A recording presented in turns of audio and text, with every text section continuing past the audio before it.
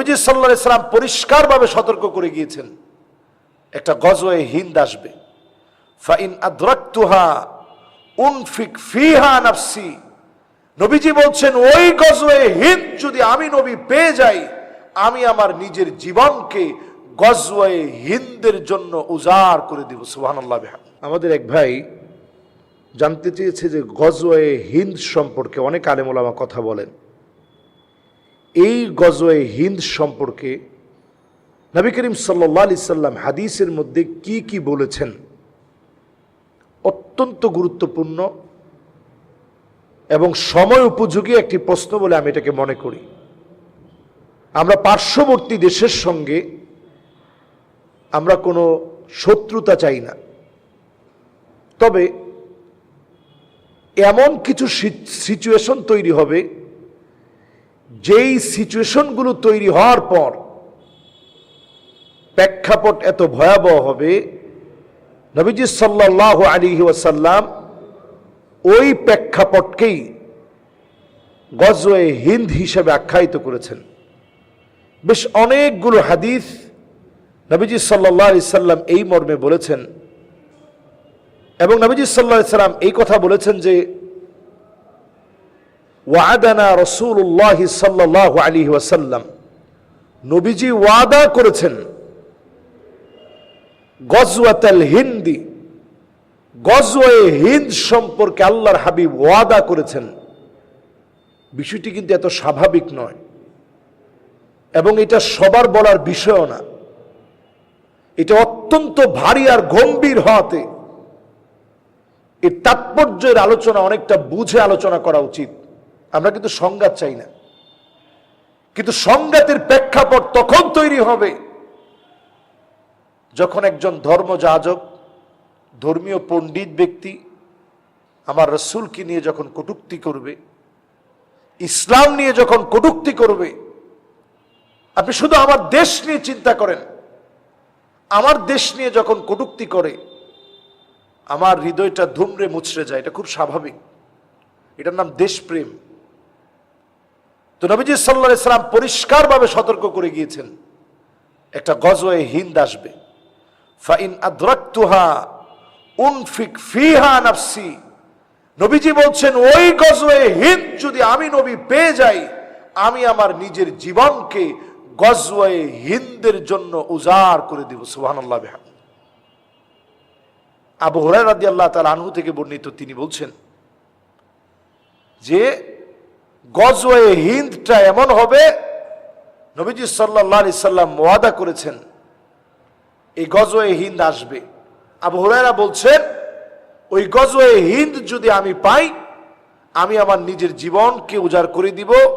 ওয়া মালি, আমি আমার নিজের সম্পদকে উজাড় করে দিব। ফাইন উক্তাল কুনতু মিন আফদলিশ শুহাদা, আর যদি আমি শহীদ হয়ে যাই, গজওয়ে হিন্দের ভিতরে যদি আমি শহীদ হয়ে যাই, আমি সবচেয়ে সেরা শহীদদের অন্তর্ভুক্ত হব। সুবহানাল্লাহ বিহামদি। চারটিখানি কথা না, একটা শহীদের কত দাম। একজন শহীদের এক ফোঁটা রক্ত যখন জমিনে পড়ে, ইউকাফিরু আনহু কুল্লু খাতিআহ, সব গুনাহ আল্লাহ মাফ করে দেন, জান্নাতের জায়গা আল্লাহ তাকে দেখান। ওয়া ইউজাওয়াজু মা হুরিল আইন, অপরূপা সুন্দরী জান্নাতি হুরদের সঙ্গে তার বিবাহের ব্যবস্থা করে দেন। এবং শুধু তাই নয়, যেই প্রলয়ঙ্কারী ভূমিকম্প, কিয়ামতের বিভীষিকা লেগে যাবে, সেই বিভীষিকাময় পরিস্থিতি থেকে আল্লাহ রাব্বুল আলামিন শহীদদেরকে কম্পন থেকে আল্লাহ হেফাজত করবেন। সুবহানাল্লাহ বিহামদি। এমনকি কবরের ভিতরে ওয়া ইউমানু মিন ফাযাইল আকবার, কবরের ভিতরে আল্লাহ তাআলা হেফাজত করবে, প্রলয়ঙ্কারী কিয়ামতের যে টক্কর লেগে যাবে সেখান থেকে হেফাজত করবে। ওয়া ইউহাল্লা হুল্লাতাল ঈমান, ঈমানের পোশাক পরে শহীদ ব্যক্তি সেদিন আল্লাহর সামনে দাঁড়াবে। এর মধ্যে আফদলুশ শুহাদা বলে নবীজি সাল্লাল্লাহু আলাইহি ওয়াসাল্লাম যাদের কথা উল্লেখ করেছেন, সেই মানুষগুলো হচ্ছে যারা গজওয়ে হিন্দের সময় এই হিন্দকে মুসলিম অধ্যুষিত ভূখণ্ড হিসাবে কোরআনের শাসন হিন্দে প্রতিষ্ঠিত করার জন্য যারা লড়বে তাদেরকে শহীদদের ভিতরে শ্রেষ্ঠ শহীদ বলা হয়েছে। এরপর নবীজি সাল্লাল্লাহু আলাইহি সাল্লাম বলছেন, ওয়াইন আরজা ফাআনা আবু হুরায়রা আল মুহাররার।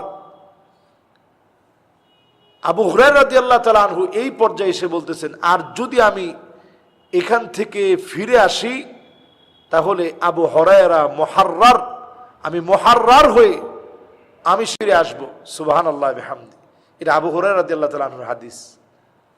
এবার আসুন এর পরের যে হাদিস, আমরা এই হাদিসটির পরে আরো যদি আমরা হাদিস দেখি, অসংখ্য হাদিস এই ব্যাপারে নবীজি সাল্লাল্লাহু আলাইহি ওয়াসাল্লাম তিনি অসংখ্য হাদিস এই ব্যাপারে আমার দুই শ্রেণীর উম্মত, তাদের জন্য জাহান্নামের আগুন হারাম হয়ে যাবে।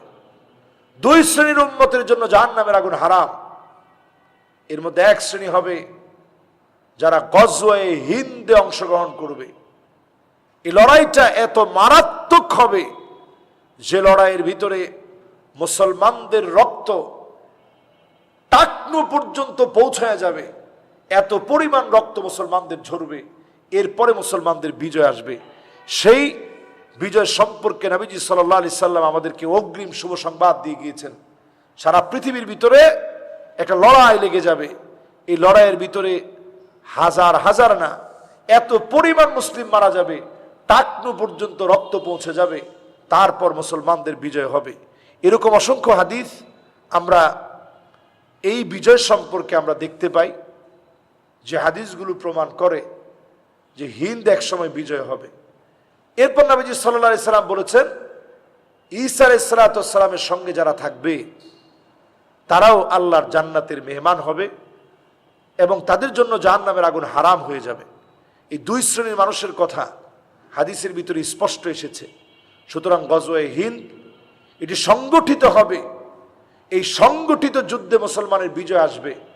আজ সারা দুনিয়াতে ইহুদিরা যেভাবে প্রেসক্রাইব করে মুসলমানদেরকে সারা দুনিয়াতে যেভাবে নিধন করছে, যদি ফিলিস্তিন মুসলমানদের হাতে চলে আসে, আপনি দেখবেন চারদিকে বিজয়ের একটা রবিউল আরব, রবিউল ইসলাম, একটা আরবের বসন্তের মতো করে ইসলামের বসন্ত আসবে।